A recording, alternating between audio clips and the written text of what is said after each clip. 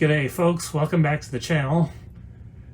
Well, today is the day. Finally, at long last, we have finally found the mystery, or solved the mystery, as to what the heck is going on with this hard case Excelia XK-007. It's about time.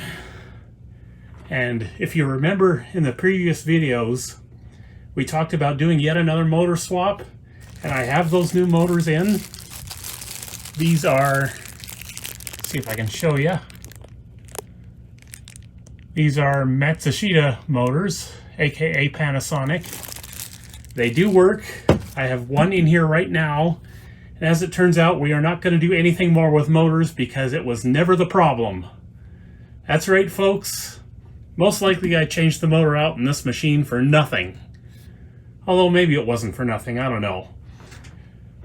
Now, before we get into this whole mystery and I start detailing what it took to solve this problem once and for all, or diagnose this problem once and for all, I just want to apologize for not having this video for you on Wednesday.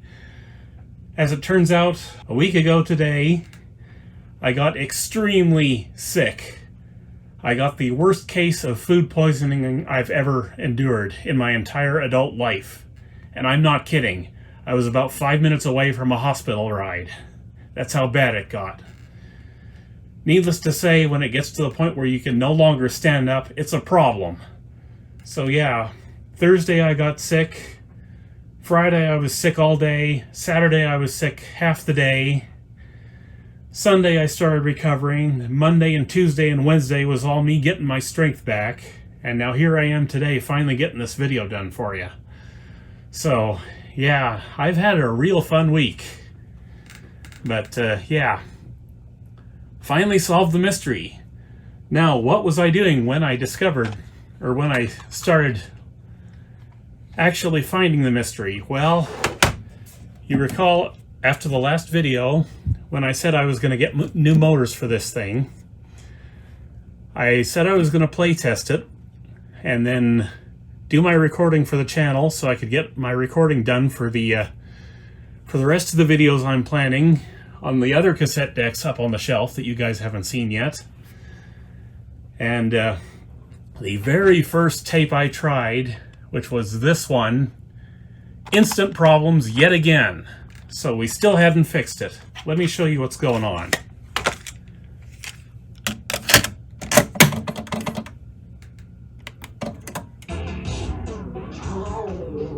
You hear that?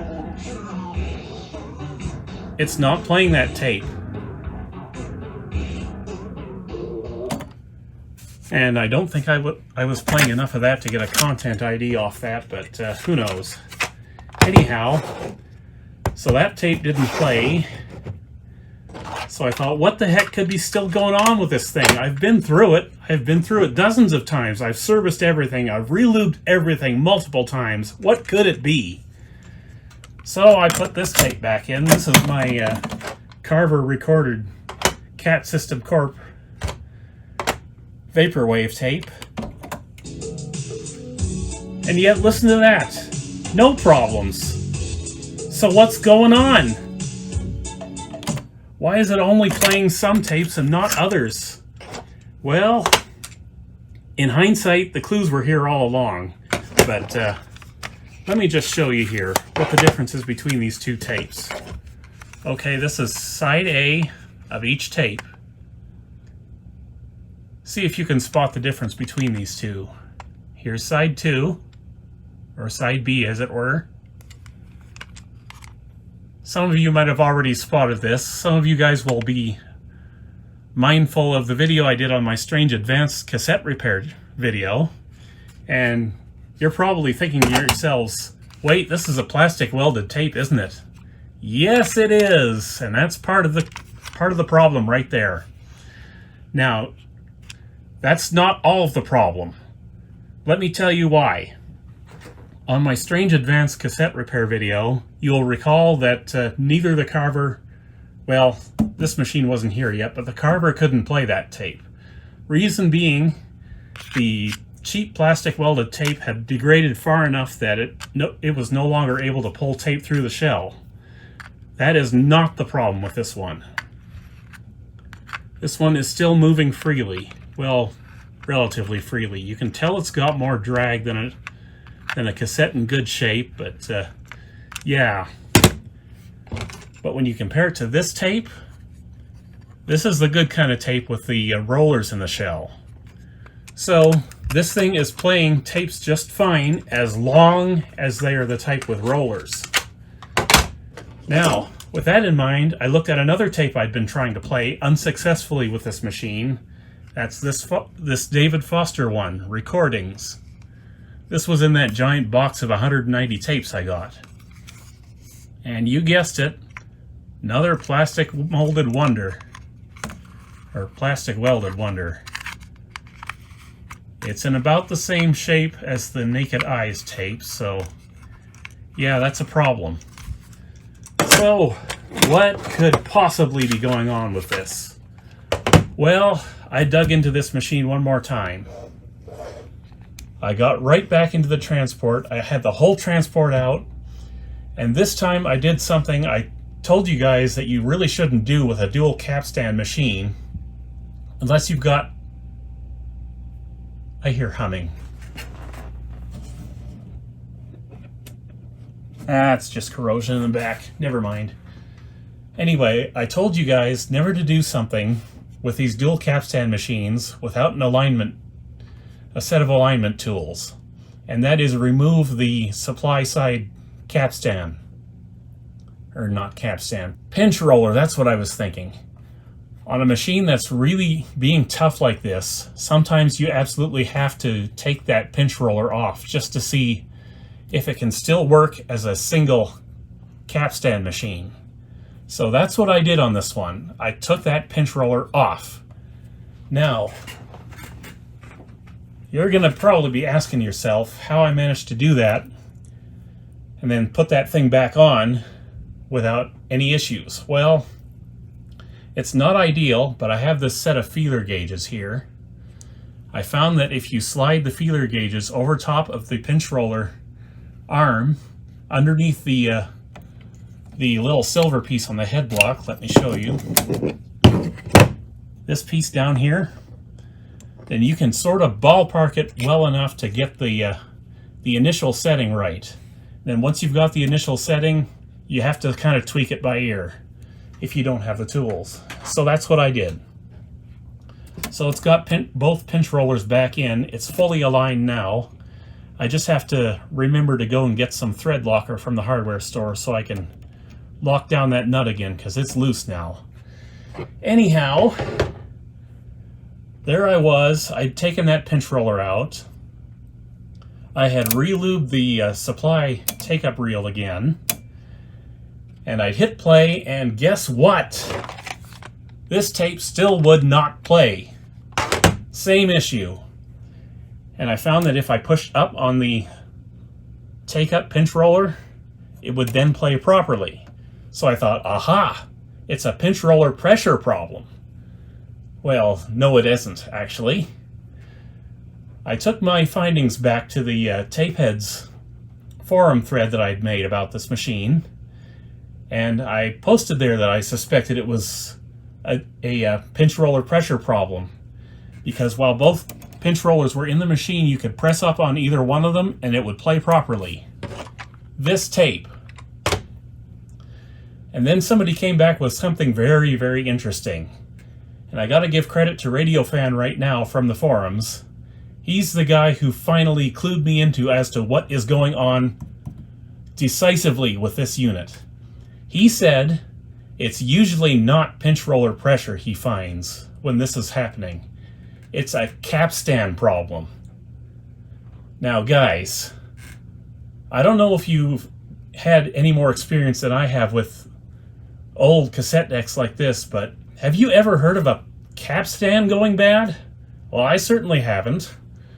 So, I found that idea very intriguing, so fortunately, I have a control here I can use to check against. So if it's a capstan problem, maybe the finish on the capstan is worn off and the Excelia deck over here is now polished down. because in the very first videos you saw all of the lettering has been rubbed off of some of these controls here. This has very clearly been used heavily before I got it back in Japan. The carver is perfect. It's a low hours machine. So I've got a low hours machine here and a high hours machine here. That should be enough to decide whether or not it's a capstan problem. So what I did was I basically got into the carver here. I don't know if you guys can see down in there adequately or not. If I can't do this right, I'm going to have to use the DSLR, try to get you a real good shot. Now pay attention to the quality of these. Let's see if I can zoom in even more of these capstans. I don't know if you can see it too well. You see how there's a matte finish on that one? And a matte finish on that one? That's supposed to be there from the factory. So yeah, that's what we're looking for. We want to see that on the Excelia. But do we see that on the Excelia? Well, let's have a look, if we can. There you have it, right there. You see that? Polished to a shine. I didn't know that was possible for a cassette deck.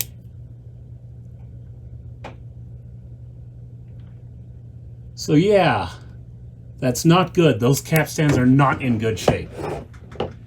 Now, how can we determine that this is the actual problem for sure before we proceed? Well, let me show you here. This was the other clue I had that I kind of missed on. We'll take the cover off. We're going to get our problem tape here.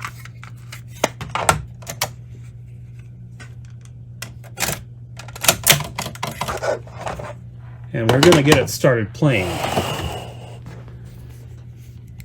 Let me see if I can set you up here to see.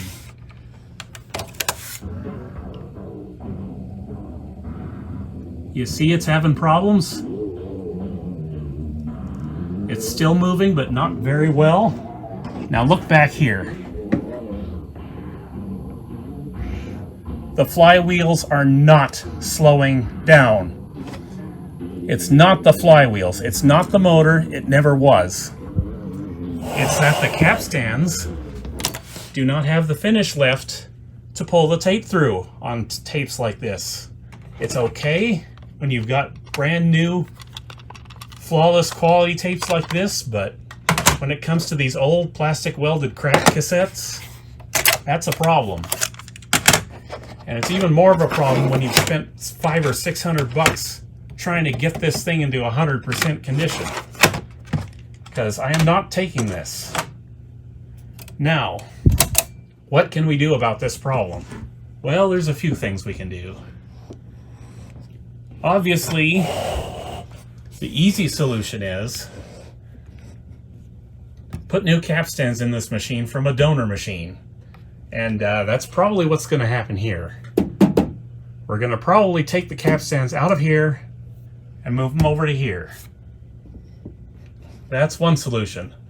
The next solution would be to refinish these capstans. I believe you can do this maybe 1 or 2 or 3 times over the life of a cassette deck before there's too much material that's been removed, but the way to properly do this would be through bead blasting. Not sandblasting. You need the little glass bead type thing with this, because sandblasting takes off too much material.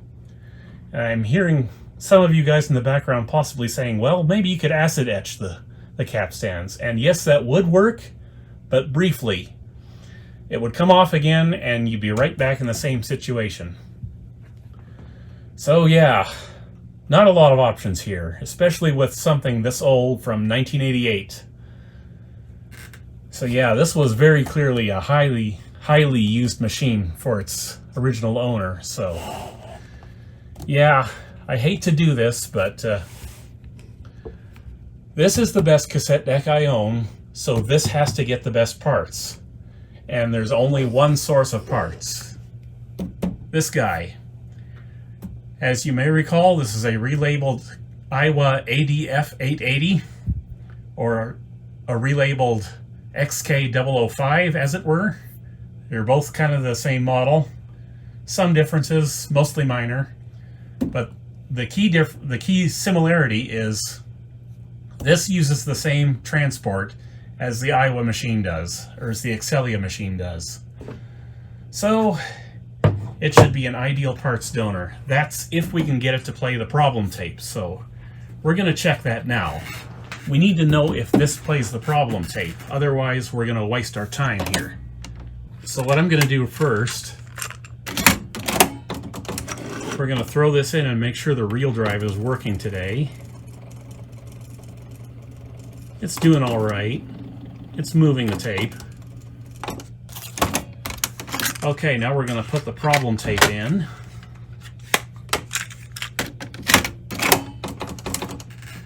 And I'm going to switch the input.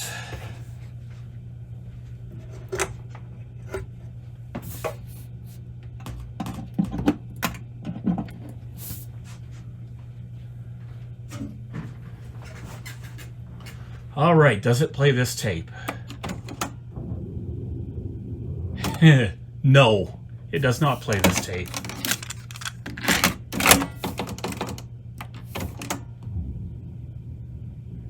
Yeah, these Aiwa machines, they just don't like these plastic welded crap tapes, do they? Let's make sure this transport's in working order.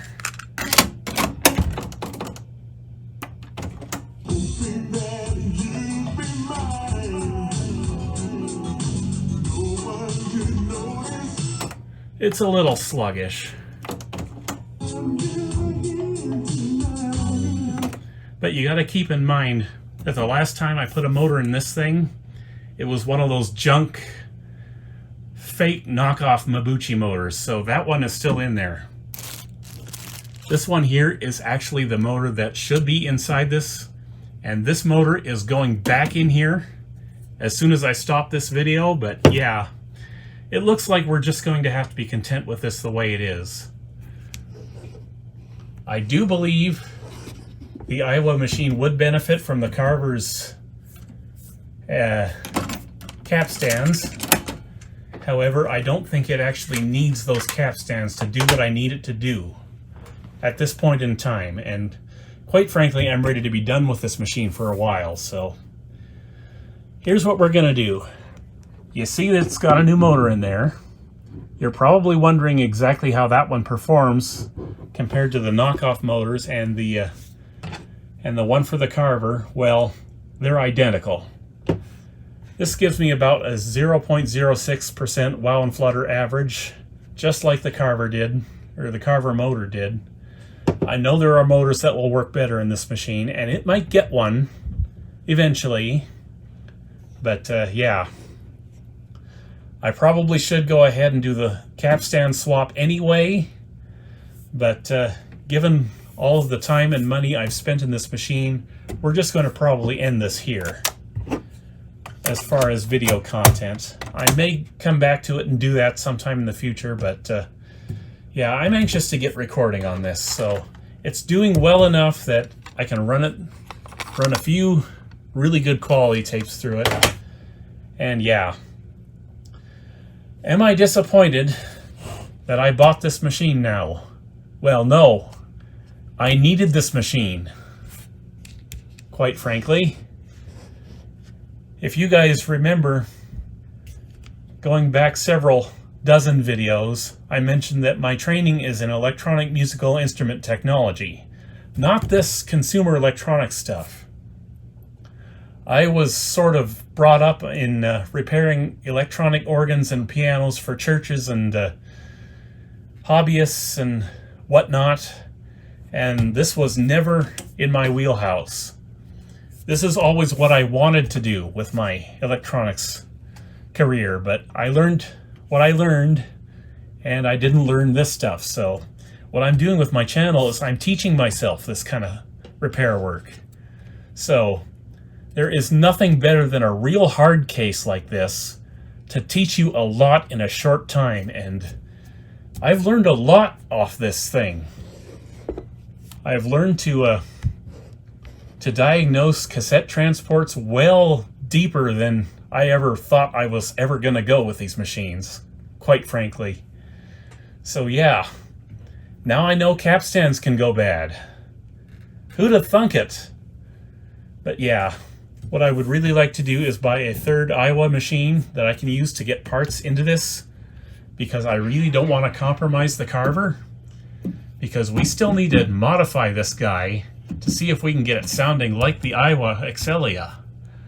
I can't wait to do that video. I'm just about to order the parts for that little experiment, so hopefully not too much longer. We'll be learning the results of that. But yeah, that's today's video, I guess. We have finally figured out what's going on with this big beast of a Japanese import cassette deck. And I can't believe I'm finally at the end, or rather close to the end. There's probably more that could go wrong with this and drive me up the wall sideways, but for now, we're done. Now, what's on tap for next week? Well, we've got another VCR to do. Well, it's not another one. It's the same one we did back in December. My parents' original RCA VCR. I've had the parts to get that finally to playing condition, and we need to see how that works out. But yeah, that's going to be it for today, guys. See you next time. Take care.